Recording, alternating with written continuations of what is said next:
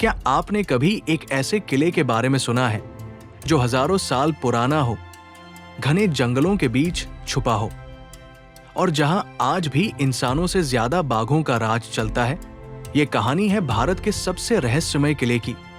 National park के गहरे जंगलों के भीतर 811 मीटर ऊंची पहाड़ी पर बसा है ये अद्भुत किला। ये किला भारत के सबसे प्राचीन किलों में से एक है और इसमें जो इतिहास छुपा है वो जितना शानदार है उतना ही रहस्यमय भी। पर यहाँ एक ट्विस्ट है। ये किला साल में सिर्फ एक दिन खुलता है। पूरे साल ये किला आम लोगों के लिए बंद रहता है, लेकिन साल में एक दिन जैसे ही सूरज उगता है वैसे ही यहाँ की पहाड़ियों में एक अलग ही माहौल बन जाता है।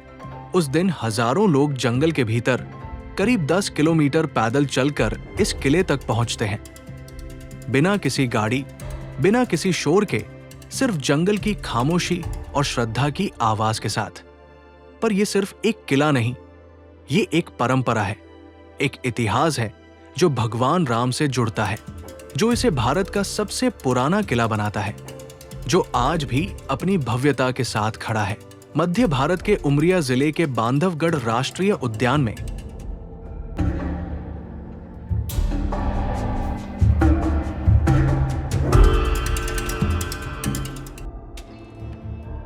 बांधवगढ़ राष्ट्रीय उद्यान के बारे में आपने सुना भी होगा और कई बार आप यहां आए भी होंगे, जो कि एक प्रसिद्ध बाघ अभयारण्य है। लेकिन जब आप यहां सफारी के लिए आते हैं, जिसके लिए एक मार्गदर्शित यात्रा होती है, जिसमें एक अनुमति पत्र लेकर आप गाड़ियों के माध्यम से अंदर जाते हैं और वहां पर जाकर यहाँ के वन्य जीव या फिर अगर आपकी किस्मत अच्छी हो तो आप बाघों का दर्शन कर पाते हैं। आमतौर पर वन्य जीव उद्यान के अंदर प्रवेश करने के बाद पैदल उतरना अनुमति प्राप्त नहीं होता है। केवल उपलब्ध जीपों और कारों के माध्यम से ही आपको कोर क्षेत्र के चारों ओर बफर क्षेत्र में घुमाया जाता है और फिर आप वहां प्रतीक्षा करते हैं कि आपको किसी प्रकार के वन्य प्राणी देखने को मिले। लेकिन आपको कभी भी इस जंगल की गहराई में स्थित 811 मीटर की ऊंचाई पर स्थित भारत के सबसे प्राचीन किले में जाने का अवसर नहीं मिलता, क्योंकि ये अनुमति प्राप्त नहीं होता। पूरे वर्ष ये किला आम लोगों के लिए नहीं खोला जाता, लेकिन जन्माष्टमी का दिन विशेष होता है। इस दिन यहाँ के जितने भी स्थानीय लोग हैं, सभी के सभी पैदल उसी स्थान से जहाँ सामान्य दिनों में बाघों और अन्य जानवरों को देखा जाता है या उन्हें देखने के लिए लोग आते हैं, उसी मार्ग से पैदल चलते हुए लगभग 7 से 8 किलोमीटर की यात्रा करते हुए ऊपर पहाड़ी पर जाकर उस किले को देख सकते हैं, जो कि शायद सामान्यतः भारत में बहुत ही कम लोगों ने देखा होगा। इतिहासकारों के अनुसार ये किला 3री शताब्दी में बनना शुरू हुआ, यानी आज से लगभग 1800 साल पहले। लेकिन इसके लिखित प्रमाण नारद पंचरत्न और शिव संहिता पुराण जैसी पुस्तकों में भी मिलते हैं, जिनके अनुसार ये लगभग 2500 साल से भी पुराना है। मान्यता है कि जब प्रभु श्री राम लंका विजय के बाद अयोध्या लौट रहे थे तो उन्होंने अपने अनुज लक्ष्मण को ये किला उपहार में दिया। तभी से इस किले का नाम पड़ा बांधवगढ़। बांधव यानी भाई और गढ़ यानी किला। इतने वर्षों में इस किले पर कलचुरी, सोलंकी, बघेल जैसे राजवंशों ने शासन किया। एक समय में यहाँ जीवन था, महलों की रौनक थी, मंदिरों में पूजा होती थी। लेकिन 1617 में जब बघेल वंश की राजधानी रीवा स्थानांतरित हुई, तब ये किला वीरान हो गया। आज भी जब आप जन्माष्टमी के दिन इस किले तक पहुंचते हैं तो आपको लगता है जैसे समय ने यहां रुक जाना चुना हो। रास्ते में आपको वे हाथी मिलते हैं जो कभी टाइगर सफारी का हिस्सा हुआ करते थे। ये हाथी अब पर्यावरण संरक्षण का हिस्सा है, जंगल के अभिन्न अंग है। ये दृश्य कुछ ऐसा होता है जैसे आप जंगल बुक के किसी सीन का हिस्सा बन गए हों। जैसे जैसे आप पहाड़ी चढ़ते हैं, हर मोड़ पर इतिहास बिखरा मिलता है। लगभग 1 से 1.5 घंटे का ट्रैक करने के बाद सबसे पहले जब हम पहुंचते हैं शेषशैया तक, ये बांधवगढ़ की सबसे मशहूर जगहों में से एक है। ये एक विशाल पत्थर पर बनी भगवान विष्णु की लेटी हुई मूर्ति है, जो 11 मीटर लंबी है। मूर्ति में विष्णु जी शेषनाग पर लेटे हुए हैं, बिल्कुल वैसे जैसे शास्त्रों में वर्णन मिलता है। आसपास शांत जल का एक छोटा सा कुंड है जिसमें जंगल की छाया पड़ती है और सारा माहौल एकदम दिव्य हो जाता है। लगता है जैसे समय थम गया हो। पत्थरों में उकेरी गई ये मूर्ति 10वीं शताब्दी की बताई जाती है और उसे देखकर एकदम रोंगटे खड़े हो जाते हैं। इतना शानदार काम बिना किसी मशीन के, सिर्फ हथौड़ी और छेनी से किया गया था। जैसे ही हम थोड़ा और ट्रैक करके आगे पहुंचते हैं, वैसे ही एक गुफा जैसी संरचना देखने को मिलती है। इन खंभों पर बने निशानों को देखकर पता चलता है कि ये पुराने समय में अस्तबल रहा होगा। ये घोड़ों और मुसाफिरों के ठहरने की जगह रही होगी।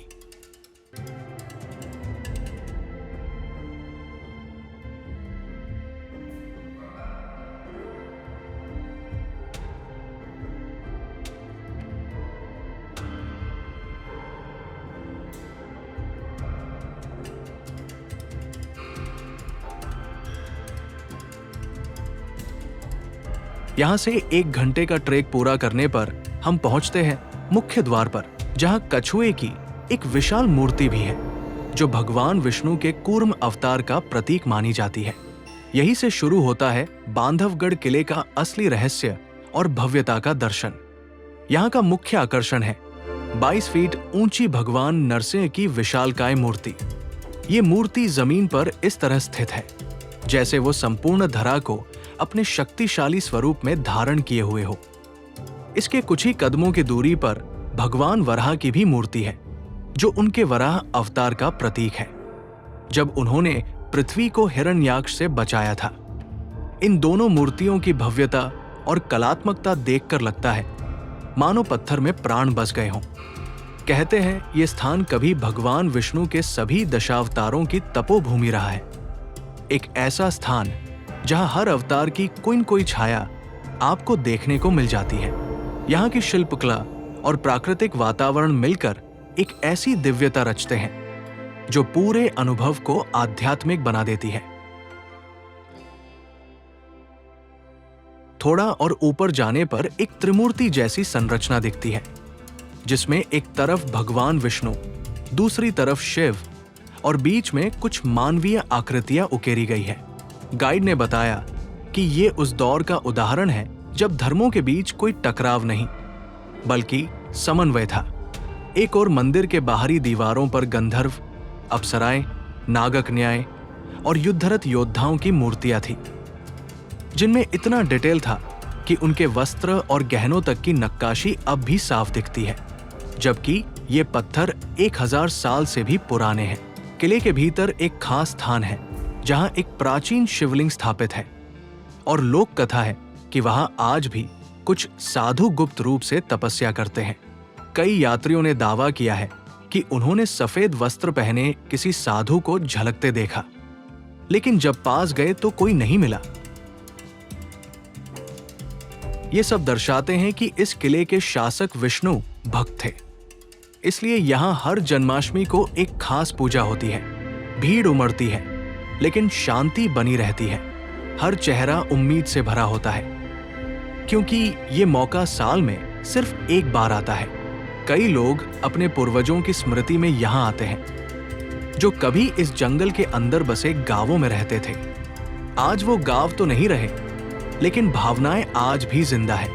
इसी दिन यहाँ का राज परिवार भी उपस्थित होता है जो स्वयं को लक्ष्मण जी का वंशज मानता है। किले में मौजूद है 3 प्रमुख मंदिर, एक नया जिसे बघेल वंशजों ने हाल में बनवाया है और 2 प्राचीन मंदिर जिनकी दीवारें आज भी इतिहास को जीवंत करती हैं।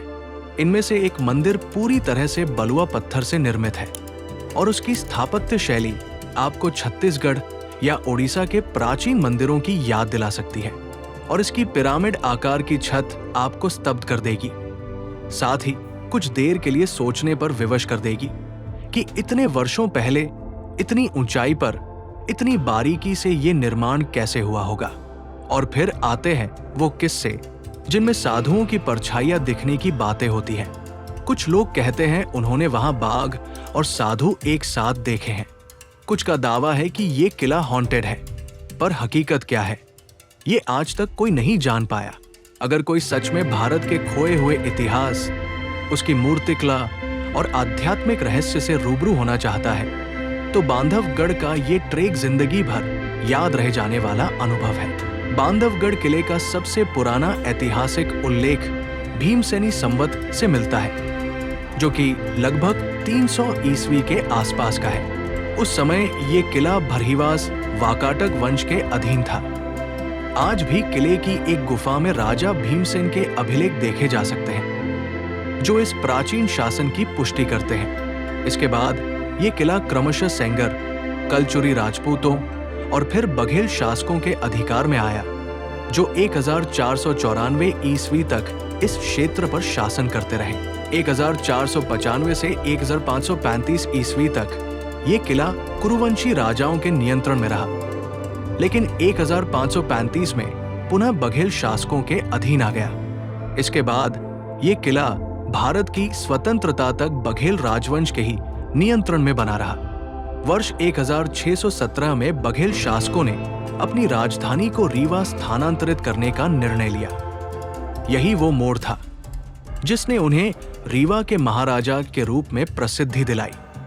रीवा जाने के बाद किला धीरे धीरे वीरान होने लगा और इसके आसपास बसे गांव भी धीरे धीरे अन्य क्षेत्रों की ओर पलायन करने लगे।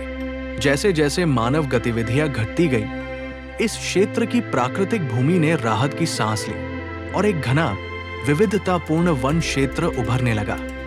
यही वो जंगल था जिसने बाघों सहित अन्य वन्य जीवों को मजबूत आधार प्रदान किया।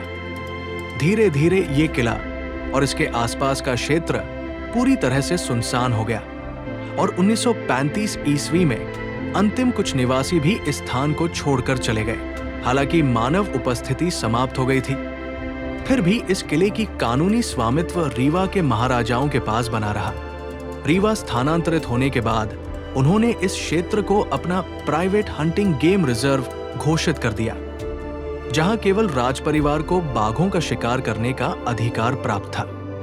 इस प्रकार स्वतंत्रता से पहले तक बांधवगढ़ रीवा के महाराजाओं का निजी गेम रिजर्व था और स्वतंत्रता के बाद ही ये भारत सरकार के अधीन आया।